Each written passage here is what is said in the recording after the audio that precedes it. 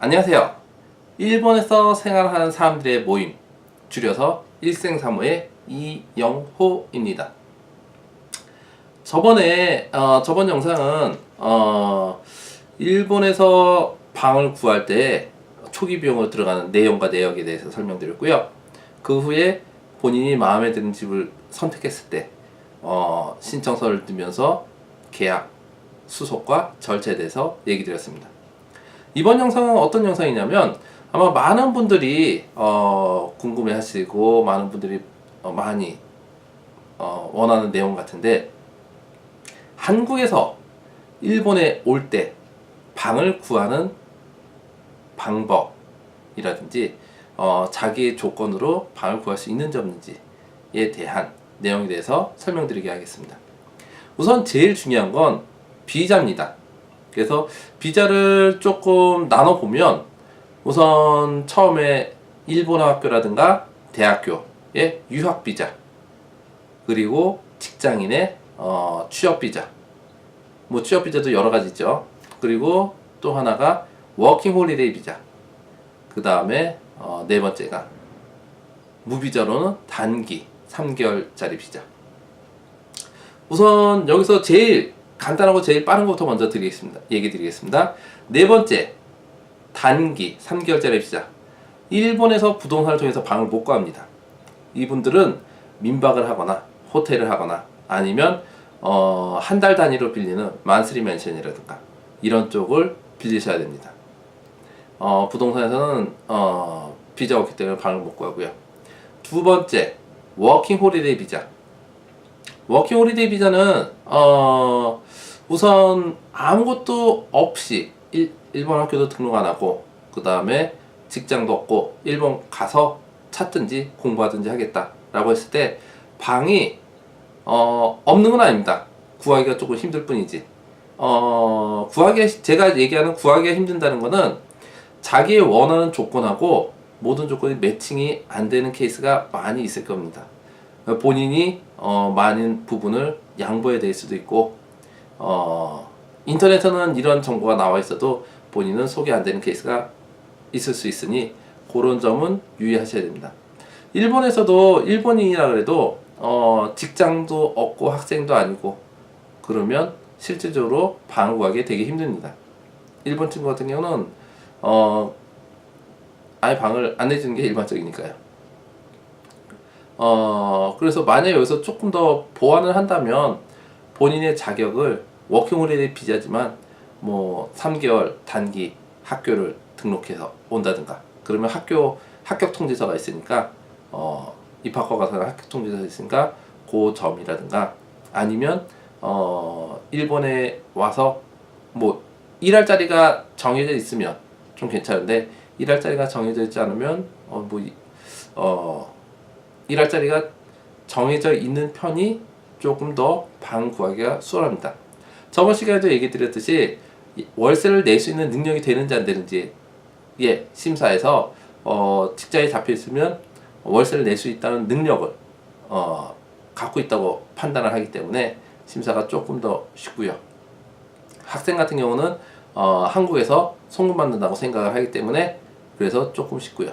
그렇지 않고 아무것도 없이 무지개 아무것도 없다 그러면 심사가 통과되지 않는 건 아니지만, 뭐 지금부터 일을 찾아서 하겠다라든가 뭐 이런 내용으로 해서 하겠지만, 우선 최종 승인권자의 주인 같은 경우가 진짜 괜찮냐 라는 얘기를 나옵니다. 이 사람 내가 받아도 괜찮을까 라는 얘기를 나옵니다. 그래서 그 점을 어떻게 보완할지, 그 다음에 워킹 홀리데이 비자, 뭐 많은 부분이 일본어는 어느 정도 좀 하고 오신다고 생각이 되지만 일본어는 조금 하고 오시고요. 일본어가 잘 안 되면 자기의 선택의 폭이 줄어진다는 거, 그거 알아두시고요. 그 다음에 두 번째 설명드렸던 직장인 같은 경우는 그나마 큰 문제가 없죠. 왜 문제가 없냐면, 일본에서 직장생활 할 정도면 일본어도 어느 정도 할 거라고 추측을 하고, 그 다음에 수입도 있기 때문에 월세에 대한 우려가 없을 거라고 판단을 하기 때문에 직장인은 그나마 요 나머지 조건 중에서 그나마 조금 나은 조건이고요. 그 다음에 이제 학생, 유학비자인 케이스인데, 유학비자도 일본어 학교와 전문학교 대학교와 약간 차이가 있습니다. 우선 일본 학교는 처음 올 때 일본어가 못하니까 일본 학교를 간다고 생각하기 때문에 자기와 의사소통이 안 된다고, 그 다음에 관리회사나 주인이 뭘 얘기를 했을 때 얘기가 의사소통이 안 될 가능성이 있기 때문에 일본 학교는 그 정도, 그 다음에 일본 처음 오는 사람이기 때문에 일본의 매너라든가 이런 거 규칙을 지키지 못한다는 판단이 나올 수가 있습니다.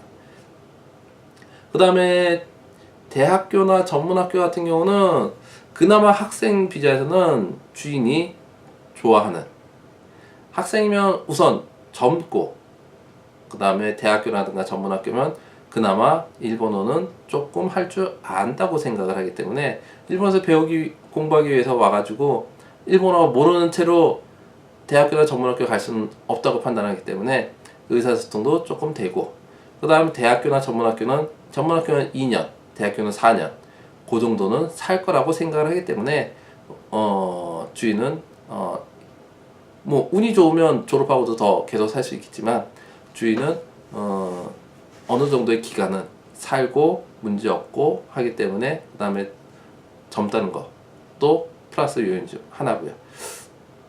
나이가 들면 조금 더 힘들어지는 케이스도 있으니까요.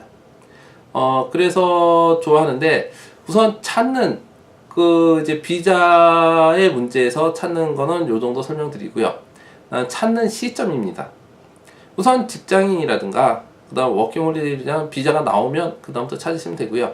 그 다음 자기가 갈 날짜 정해가지고 뭐 한 달이나 한 달 반 정도부터 물건을 찾아서 본격적으로 찾는 건 뭐 한 달에서 3주 전, 뭐 직장이라든가 워킹홀리데이 비자 자기가 언제든지 들어오는 날짜 조절할 수 있기 때문에 괜찮은데, 일본 학교 같은 경우도 일본 학교 비자가 나왔다고 결과가 나오면 그때가 약 한 달에서 한 달 반 정도 사이가 될 겁니다.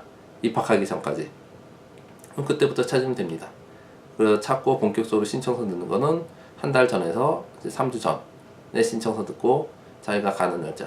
어차피 4월이나 뭐 그때 입학 날짜가 결정돼도 일주일에서 열흘 전에 미리 들어와서 집 정리하고 그 다음에 물건들 넣고 하면 뭐 그 정도 시간이 필요하니까 그 정도는 저 생각하시면 되고요.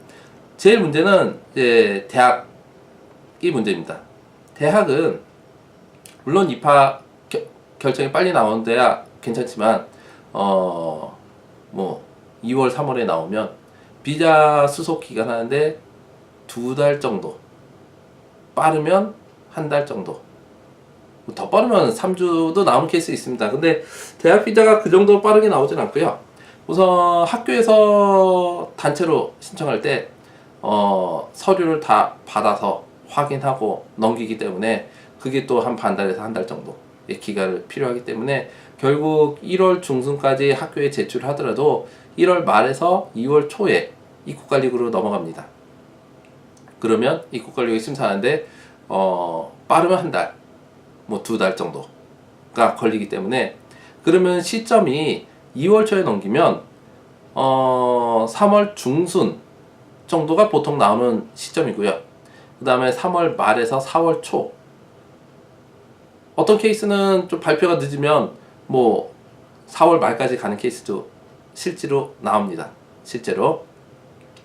그럼 이 비자가 왜 이 방을 구하는 저희 중개업자가 설명을 드리냐? 비자는 필수 항목입니다. 일본에서 방을 구하기 위해서는. 근데 학생 같은 경우는 비자가 늦는 이유로 방을 못 구하면, 실제로 1, 2, 3월은 일본에서 방이 제일 빨리 움직이는 시즌입니다. 그때 방도 빨리 나오지만 방도 빨리 없어집니다. 이때 방을 못 구하고 만약 3월 말이라든가 이렇게 구하게 되면 그때는 방이 다 나가고 나머지 방이 나오든가, 아니면 졸업한 시즌에 맞춰가지고 늦게 나가는 친구들이 나온 방이 나올 가능성이 있기 때문에 본인의 선택지가 되게 좁아집니다. 그렇기 때문에 대학이라든가 전문학교 같은 경우는 합격 통지서 받으면 곧바로 알아보시면 됩니다. 그리고 그때 조금 주의할 점은, 만약에 빨리 합격 통지서를 받아서 나는 빨리 안정되고 싶어서 빨리 방을 구하겠다, 그러면 실제로 뭐 12월에 결과 나와가지고 방을 찾는 분들도 꽤 많이 있고요. 12월에 결과 나와서 방을 찾으면 1월 정도에 계약이 완료가 됐었을 때 주인 입장에서 그래 3월 초나 3월 중순까지 기다려주면 다행이지만, 그렇게 되면 1월 중순에 계약이 완료돼서 주인은 한 달 반에서 2달을 손해 봐야 되는 건데, 주인은 4년을 산다고 생각을 하고 그 정도 손해는 감수하는 주인도 있는 거에 반해서 나는 지금 1, 2, 3월에 제일 많은 손님들이 많은 시즌에 그 정도로 감당할 수 없다. 1월 초나 중순에 계약이 끝나면, 계약서가 서류 끝나면 2월 초나 2월 중순부터 월세 발생하게 해달라. 그렇지 않으면 나는 계약을 안 하겠다 라는 얘기를 합니다. 우선 다 이것도 신청서 넣을 때 물밑 작업으로 다 얘기를 하겠지만, 그랬을 때 입주자가 그 집을 마음에 든다면 뭐 빨리 계약하는 게 좋고요. 입주자도 한 달 정도 더 내고 안정된 집을 얻어서 생활하는 게 나을 테고, 그 다음에 지금 현재 비자가 없는 상태이기 때문에 비자가 나온다 그래도 안정된 생활을 하는 게 빨리 낫고요. 그 다음에 만약에 나는 여유가 없어서 저거 하겠다라고 그러면 뭐 그 집은 포기하고 나중에 시간에 맞춰서 다른 집을 찾는 방법, 아니면 빌 예정인 방을 찾는 방법이 그나마 금전적인 면을 조금 손해를 줄인다고 하면, 손해보다 부담을 줄인다고 하면 그쪽이 낫고요. 근데 실질적으로 지금까지 방을, 특히 대학이라든가 뭐 대학생들이 많았지만 전문학생이라든가 할 때는 기본적으로 자기가 원하는 방을 들어가는 게 선택지가 제일 넓기 때문에 어차피 주인도 손해는 안 보는 건 아닙니다. 근데 본인도 손해를 감수하더라도 마음에 드는 방을 선택하는 게 좋지 않을까라고 제 개인적인 생각입니다. 근데 실질적으로 많은 학생들이 그렇게 찾고요. 통계적으로 보더라도 금전적으로 부담이 돼가지고 정하는 케이스는 별로 없고요. 만약에 뭐 부담이 되면 그 중 깨끗하게 포기하고 나중에 다시 찾는 케이스를 생각해 보지 않을 수밖에 없습니다. 예, 오늘의 그 비자에 따라서 방을 구하는 비자에 따라서 방을 구하는 선택이라든가, 아니면 시기는 언제 찾으면 되는지에 대해서 한국에서 일본으로 올 사람들이 방을 찾는 방법에 대해서 얘기 드렸습니다. 그러면 또 다음에 다른 영상을 준비해서 또 영상을 올리겠습니다. 감사합니다.